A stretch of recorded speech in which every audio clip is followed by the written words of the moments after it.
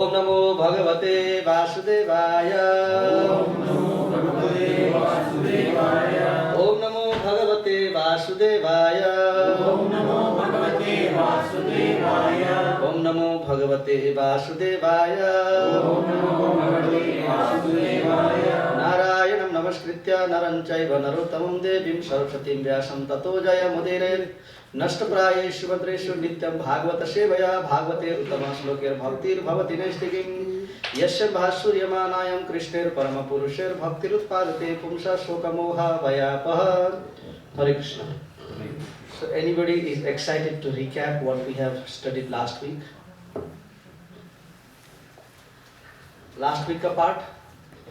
What was the topic? Parikshit Maharaj and Kali.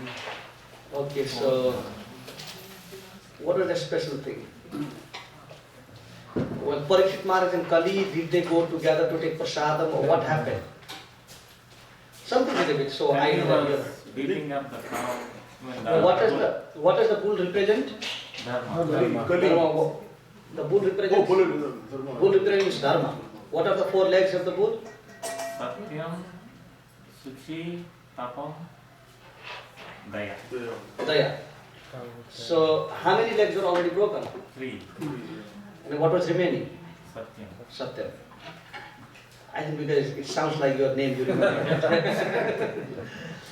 So then the little challenge for Maharaj Parikshit was that the Kali said, as these bulls and the cows are subject of your kingdom, I am also a subject. You know that. You are Parikshit, the king of the planet, not a king of the society or king of a group.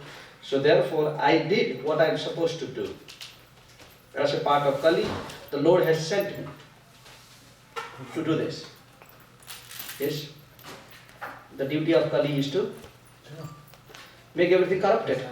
But if some devotee comes in between, and he can interfere, when the Lord gives power to a devotee, and at the same time he gives power to the Kali or non-devotee, which person does the Lord support most? Devotee. So he did Parikshit Maharaj. He made him more powerful that he can fight with Kali.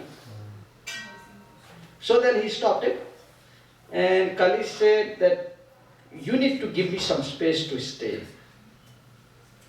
Where was he sent? In Gilbert, Scottsdale, what areas? Swarna? Gambling, Yes. prostitution. Yeah, and intoxication. So wherever these things go, there is going to be the presence of Kali. Now, after all this happened, Maharaj Parikshit keeps on traveling and conquering different kings and looking after the problems that he is facing. So once he came to the kingdom, then after he came to the kingdom, he thought, let me go for some recreation. He went out of the kingdom and he went for recreation. Then within that recreation, the king went very deep and he was enjoying his recreation and he was having great fun. And the Lord thought, hey Parikshitji, you are losing yourself now again. You are in the forest, middle of the forest, you are actually having good time, that I don't have a problem, but your duty is different. Right now you are not doing something that is connected to your duty. What is the duty of Maharaj Parikshit? Always develop his intensity and his devotion towards the Krishna. So what was he doing here? Enjoying. So the Lord, what he always wants to remind is, as I told you past in the classes, this material world is called a Dukhalaya. Okay? Just like there is a very sophisticated city, there is very sophisticated town, but there is one place where you throw all the trash. The trash is not thrown all over the place. So where is the trash area of the Lord? The material world. Srimad Bhagavatam explains that within the entire creation, the Lord has a certain space where he uses only for the trash, the unwanted things. So this is Bhagavatam describing as a material world.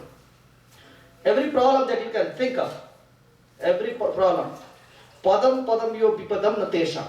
Bhagavatam says, you don't know which one is your last step. You might be walking so much. You might be driving, you don't know when is the last exit that you see in your lifelong.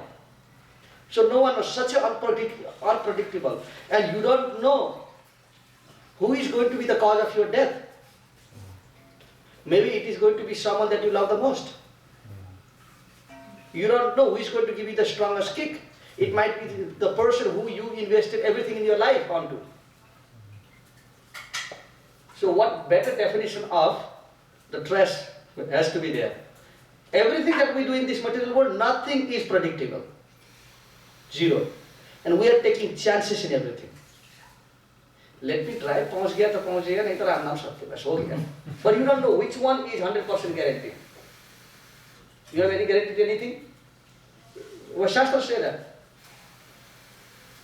So, the Lord is saying, you are walking between a rope, you are walking in a rope which has the razor blades in two sides. So if you get one step wrong, either you are going to be slaughtered on the right or you are going to be slaughtered through the left. But you are not safe. Nobody is safe. That's what Bhagavatam says. So therefore, a devotee who understands, according to the Supreme Lord Krishna, he says, who is the intelligent man? How does Krishna define an intelligent man? Yai samsasya bhoga dukha yona yayivate adyanta banta kaunteya natyeshu ramate buddha. Buddha means bodha, one who has understood the truth, he is saying. One who has understood the truth, he does not waste his time, he is saying. In what? Yahi samsasya bhoga, in an object that brings a temporary enjoyment when it comes in contact with one of the senses. Just like for any enjoyment to get, it has to, some object has to come in contact with some part of the senses. Then the enjoyment comes. It says those who are Buddhas don't really waste their time with the object that creates some type of enjoyment when coming in contact with the material senses. He says, Yai samsasya bhoga. Why? Why does he not spend so much time? Dukha yoni ayevata. Because there is nothing, Krishna says, there is no enjoyment in this material world that does not bring suffering after the enjoyment that you go through. It has to bring a suffering. Anything, any enjoyment that come in contact with the senses, any enjoyment that you get by bringing the senses and the object together, and you get the enjoyment, such enjoyment has to bring a problem. You know? It can be anything. We are all grihasthas here. Every step is struggle. Every step is sacrifice. Every step is a dream, never a reality. Then ultimately, we don't really develop anything. So, adyanta banta kauntesh. Now, every type of sense gratification has the beginning and the end. He says, there is no sense gratification that you can enjoy forever. थोड़ा request थोड़ा हिंदी में भी बोलिए. हाँ? थोड़ा हिंदी. भगवान कहते हैं कि ऐसे भोग वस्तु है जो भोगने के बाद समस्या को खड़ा ना करे, ऐसे कोई भी वस्तु नहीं है. It has to bring a problem. You know, any enjoyment that you can enjoy forever, even the best thing. आप बढ़िया दाल और तंदूरी की रोटी खा रहे हैं, but can you keep on eating forever? It has to bring to an end somewhere. Either you say, अरे बहुत हो गया, थोड़ा गमछा पहन के चला जाता हूँ अभी. Either it puts you that, or it puts you into so much like your disinterest. Especially when you are sick and you are forced to eat something that you don't like, you never eat that forever. और बीमारी के बाहर निकलने के बाद आप कभी खाएंगे भी नहीं. Some things that you eat during, my mother used to say, you know, something that you eat regularly in the home, don't eat when you have a fever. Because you never like it again. Okay, so Krishna is Adyanta and Nati Suramate Buddha. An intelligent person will never become the servant of the senses. Our goal is to About. knock the senses down. The senses, according to Srimad Bhagavatam, are like the snake. Okay? The more you allow the snake to bite, you think because this snake is anyway going to bite me, so let this snake bite somebody else, so the poison gets finished, then I will allow him to bite me now. You think that poison will ever finish from the snake? It might bite 100 people, 100 लोग को काटने के बाद आगे भी विष होगा उसके मुख में, जो 101 को भी मारेगा. So like that, that's the difference between a great sage that we know of in India, Charvakya. Have you heard of him? So what is the theory of Charvakya?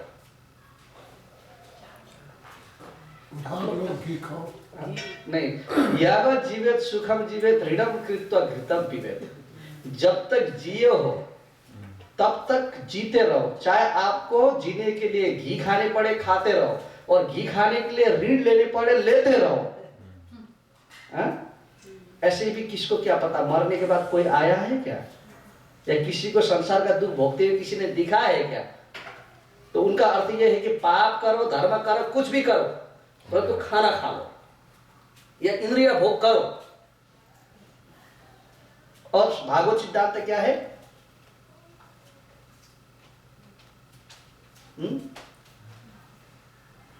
इदम शरीरम सतसन्नि जर्जिरम.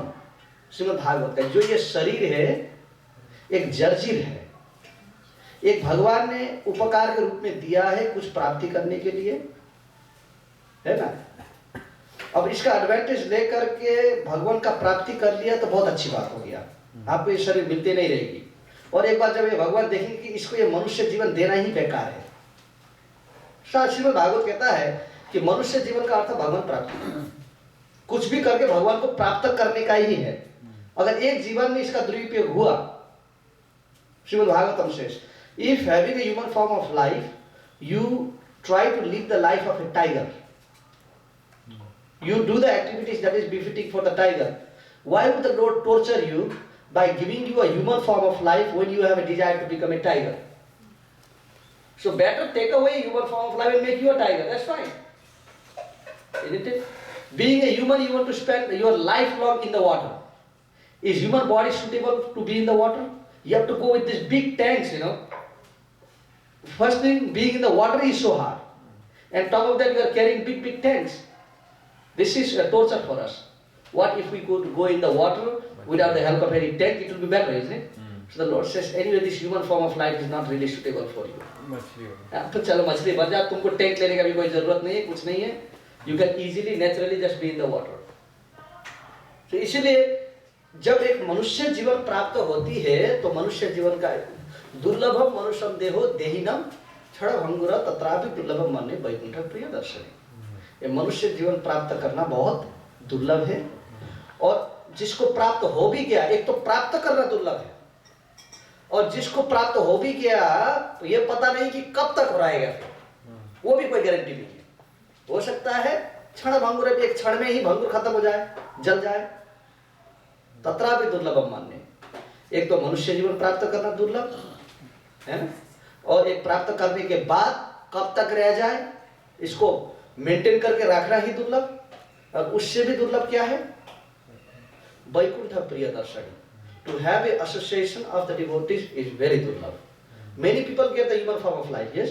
Many people are existing also, but how many people getting the association of the devotees? Zero. So therefore Bhagavad says, getting the association of the devotees is most rare. So now Maharaj Parikshit, being such a great personality, the chosen personality of the Supreme Lord, he was little bit off the track. That instead of developing his attachment to Krishna, he was enjoying the Maya, the creation of the Supreme Lord, by going to the forest.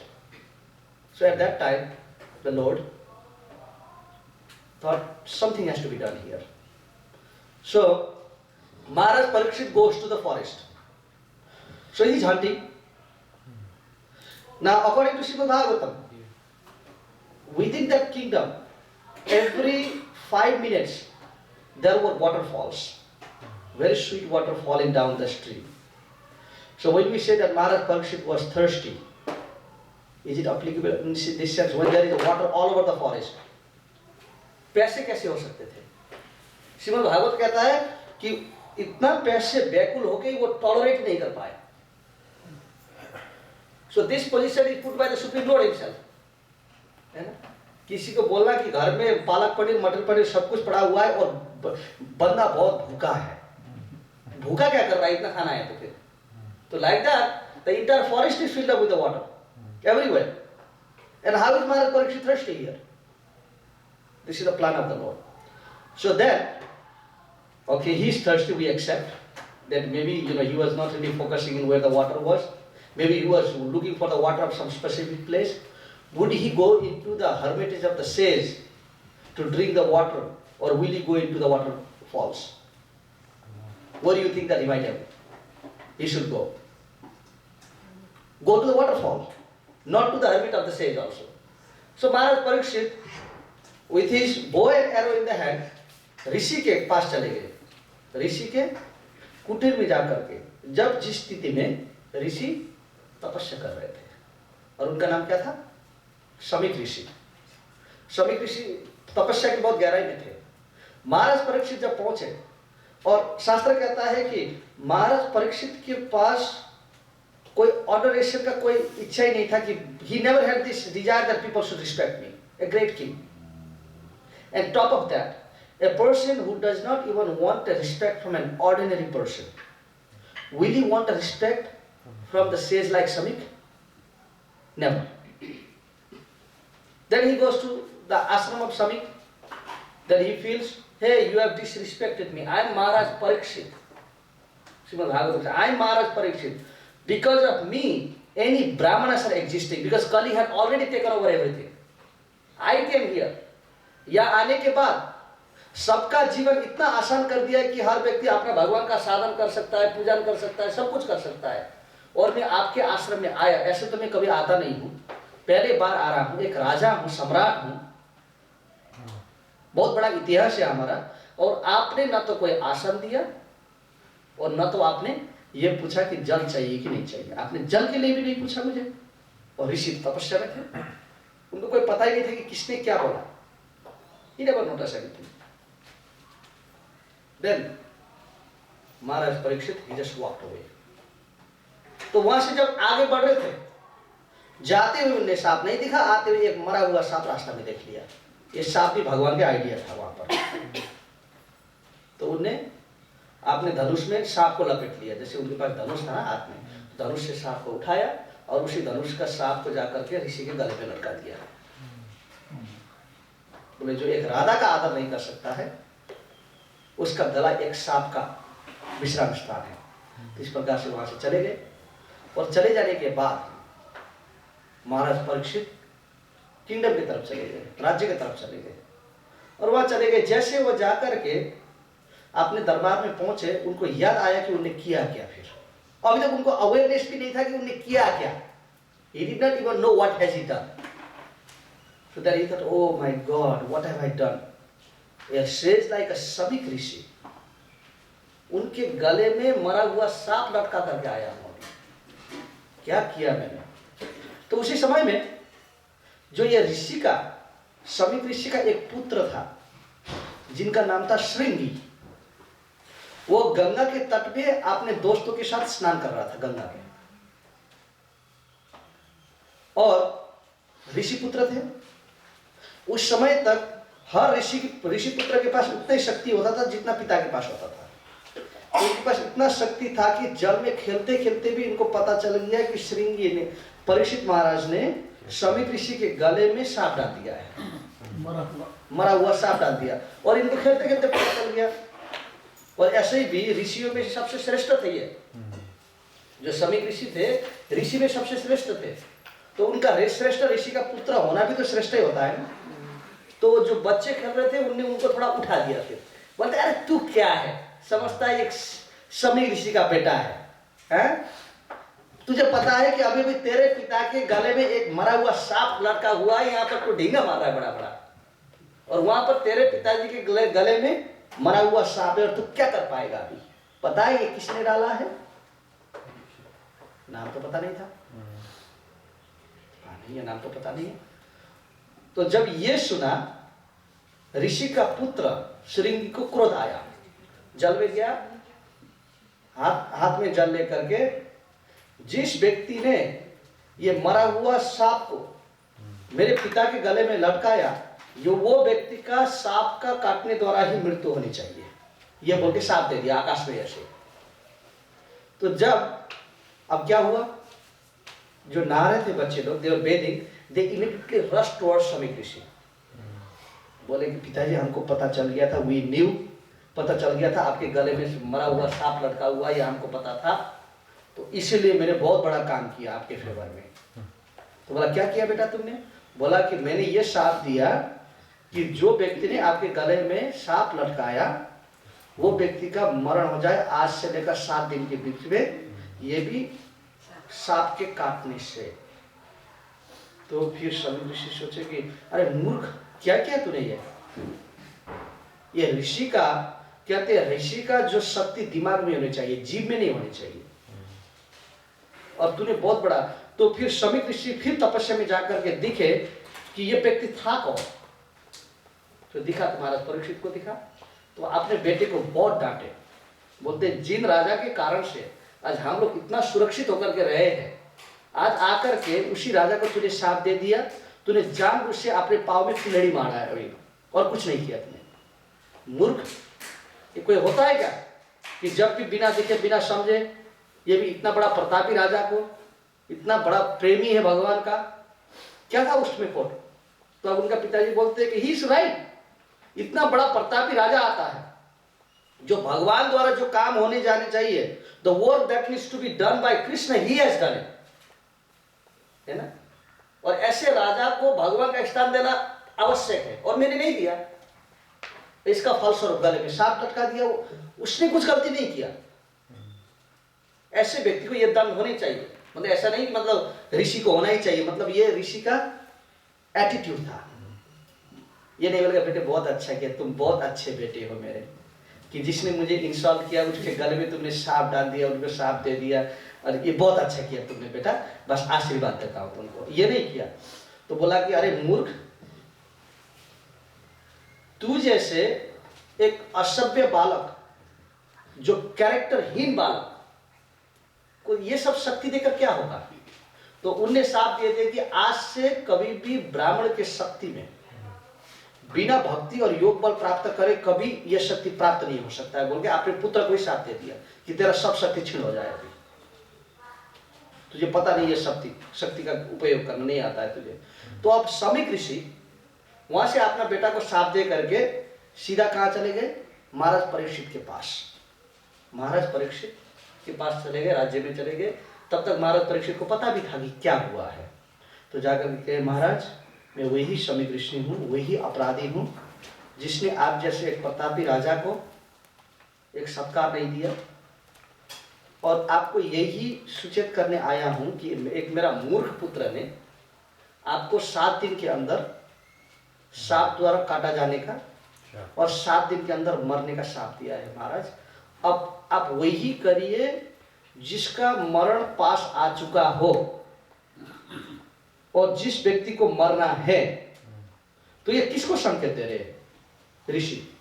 ये बोलते हैं जिसका मरण पास आ चुका हो और जो व्यक्ति को मरना है, ऐसे व्यक्ति को क्या करनी चाहिए? उसी मार्ग को अपना लीजिए महाराज, यही कह दिया।